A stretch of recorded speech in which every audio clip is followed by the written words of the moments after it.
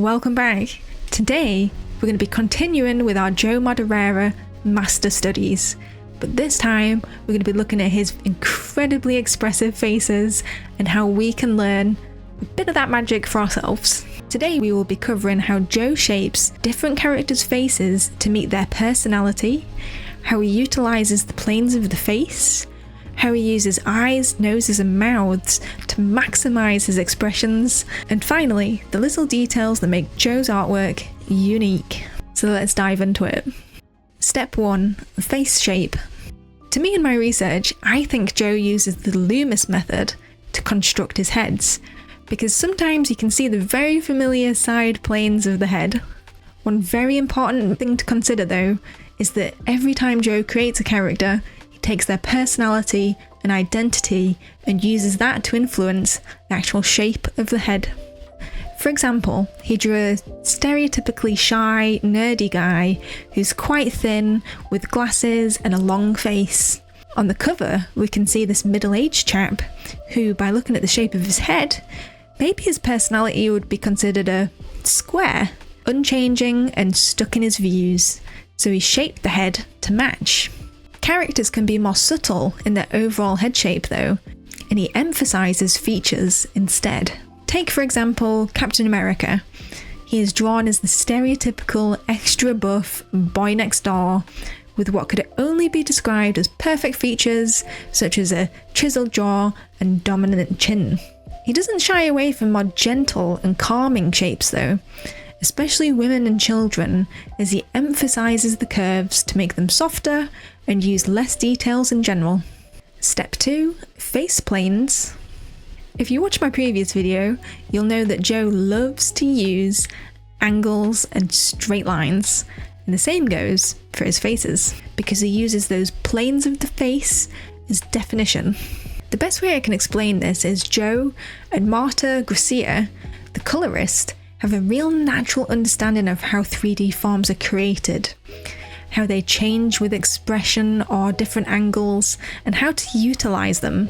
This understanding can make the characters' faces look like they are chiselled straight out of stone, often with straight edges on noses, cheeks and lips. This is really important because it goes on to influence the rest of the video and the rest of his work. Step 3. Expressions. As you may have guessed, through my gushing about Joe in the previous video and this one, I think his expressions are second to none. He's able to create expressions from a subtle, smarmy glance to full-on rage with ease. This works because he's unafraid to push the boundaries into excess, both in terms of the actual expression and the anatomy itself. He's happy to extend jaws just beyond their actual ability, to widen eyes just that little bit further, or grit teeth with a bit of extra pressure. What works in his favour is that the planes of the face are so angular, and they make for such a dramatic shift and allow for extra shadows in the indentations, nooks and crannies. Step 4. Eyes. When it comes to the eye shape itself, Joe likes to draw in the full outline, which is totally different to the other artists I've studied so far. The shape of his eyes range from pretty straight triangles to more softer triangles with a little bit of curve to more rhombus shapes. He changes shape depending on the angle, the character and the expression. If someone is frowning or squinting, they are more often than not angled. There are exceptions though, where if a character is leaning forward and frowning, he will leave the bottom eyelid more curved than his usual angular style, to allow for more room for whites of the eyes and emotions to show through.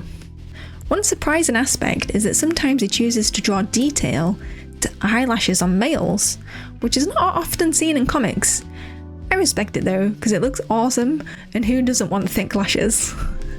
Around the eye, he loves to add details such as planes of the eye socket, creases and puffy eye bags, which are all again in a very angled manner. As for children, he makes their eyes often softer, less absolute angles, and more prone to bigger and wider shapes for their expression. Step 5, noses. Now you probably already know what I'm going to say, but yes, it's more angles, specifically for human males and inhuman males. Joe and Marta can be seen to emphasise the angular nature of noses. Joe does this with detail in bridges, points of the nose and nostrils in his usual angular line work. And Marta complements this by using hard-edged brushes to give little to no blending between the shading. Noses come in all shapes and sizes in Joe's world, and you guessed it, it's based on their personality and identity. Males are much more likely to have bigger noses with more bumps and curves and size differences, whereas women typically have more straight or pointed noses and a much more average size. Step 6, mouths. You know, people often say that eyes are the windows to the soul, but I think in Joe's world, it's actually the mouths. He has an excellent understanding of both anatomy and expression and how to push both to their limits. To begin explaining his mouths, we again must understand that he utilises the planes of the lips more so than usual. He understands the different angles of both the top lip and bottom lip and how they work from different angles themselves. With this understanding of lip planes, he's then able to create incredible emotions in mouths and lips from the subtle to the extreme. Be it somebody thinking with their mouth slightly open, somebody pouting at a situation, or somebody gritting their teeth with their jaw slightly forward. When it comes to detailing this, he doesn't always give the upper lip a full outline. He sometimes uses a broken line just to give the hint of it, or can be seen to use rendering to give that detail instead. When it comes to females, however, he is again much more likely, but not always, likely to draw the full lip outline, both top and bottom. Step 7, details. Now we are on to the juicy details, and hopefully you watch the rest of this video to understand where I'm coming from and why it's relevant. We'll start with the ordinary pesky human males, because then they can translate into the inhuman and new human males themselves. The first thing I personally noticed was how detailed the space is between cheekbone and jawline. I first saw this in the opening pages where he adds multiple diagonal lines to give definition. It can be completely straight, or if the area is to be rendered, it is often more of a zigzag shape. I think this is done to add detail to the plane between the cheekbone and the jaw, and can sometimes be seen to actually be linked to the cheekbone itself. If this detailing itself isn't present, he sometimes adds varying size lines, both vertical and diagonal, to indicate the cheekbones.